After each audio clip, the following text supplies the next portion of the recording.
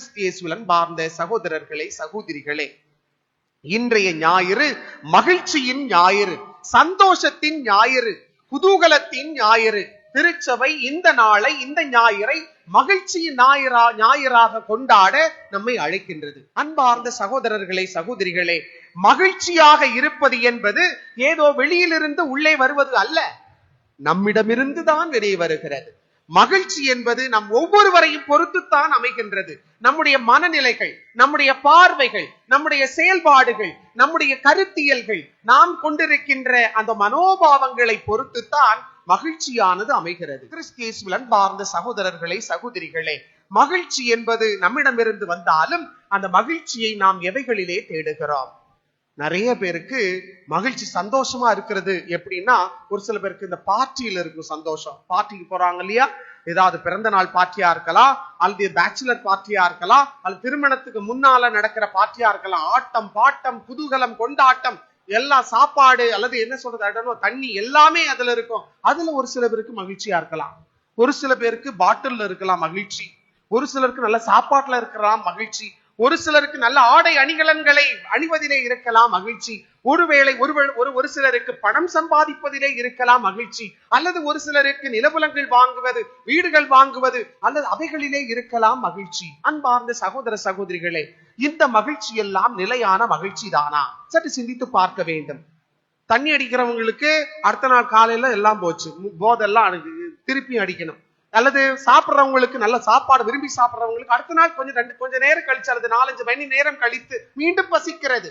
ஆடை அணிபவர்களுக்கு மீண்டும் நல்ல ஆடை வாங்க வேண்டும் என்ற அந்த எண்ணம் வருகின்றது. இன்னும் சேர்க்க வேண்டும், பணம் சம்பாதிக்க வேண்டும் என்ற எண்ணங்கள் எல்லாம் நமக்கு வருகின்றது. ஆக இந்த மகிழ்ச்சிகள் எல்லாம் நிலையான மகிழ்ச்சியே அல்ல. ஆனால் நிலையான, உண்மையான, நேர்மையான, ஒரு நேர்த்தியான, ஒரு குதூகலமான மகிழ்ச்சி எங்கே இருக்கிறது என்பதை இன்றைய 2ஆம் வாசகத்திலே பவுலடியார் பிலிப்பியருக்கு எழுதிய திருமுகத்திலே அழகாக சொல்லுகிறார். என்ன சொல்லுகிறார்? மகிழ்ந்திருங்கள், ஆண்டவரோடு இணைந்து என்று மகிழுங்கள், மீண்டும் கூறுகிறேன் மகிழுங்கள். அன்பார்ந்த சகோதர சகோதரிகளே, நம்முடைய மகிழ்ச்சி எவைகளிலே இருக்க வேண்டுமானால் இறைவனிலே இணைந்திருப்பதிலே மகிழ்ச்சி இருக்க வேண்டும். ஆண்டவரிலே எப்படி மகிழ்வது என்பதை இன்றைய நற்செய்தி வாசகம் நமக்கு அழகாக எடுத்து சொல்லுகிறது. அழகாக இன்றைய வாசகத்தின் முதல் பகுதி, இந்த நற்செய்தி வாசகத்தினுடைய முதல் பகுதியே சொல்லப்படுகிறது. திருமுழுக்கு யோவான் மக்களை நோக்கி சொல்லுகிறார், மனம் திரும்பி நற்செய்தியை நம்புங்கள், மெசியா வந்திருக்கிறார், வரவிருக்கிறார் என்றெல்லாம், அவருடைய வழியை ஆயத்தப்படுத்த வந்தவன் என்றெல்லாம் சொல்லும் பொழுது, மனம் திரும்பி நற்செய்தியை நம்புங்கள் என்று சொன்ன பொழுது திருவருவரும் திருமுழுக்கு யோவானிடம் வந்து கேட்கின்றார்கள், நாங்க என்ன செய்யணும்? அனைத்து மக்கள் எல்லாம் வந்து சொல்றாங்க, நாங்க என்ன செய்யணும் சொல்லுங்க. அவர் திருமுழுக்கு யோவான் சொல்றாரு, உங்ககிட்ட நிறைய துணி இருக்குதா? 2-3 அங்கி இருக்குதா? நிறைய சாரி வச்சிருக்கீங்களா? நிறைய பேண்ட் சட்டை வச்சிருக்கீங்களா?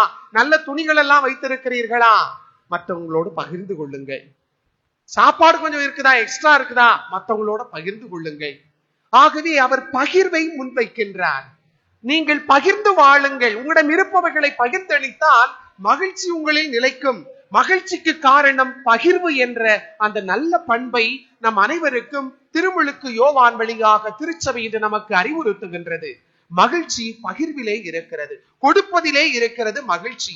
நாம் எப்பொழுது பிறருக்கு கொடுக்கின்றோமோ அப்பொழுது அந்த பிறருடைய வாங்குகின்றவர்களுடைய அந்த முகத்திலே ஏற்படுகின்ற மகிழ்ச்சி நம்மிலே நிலையான நிகழ்ச்சி, ஒரு நிறைவான மகிழ்ச்சியாக மாறுகிறது என்று அர்த்தம்.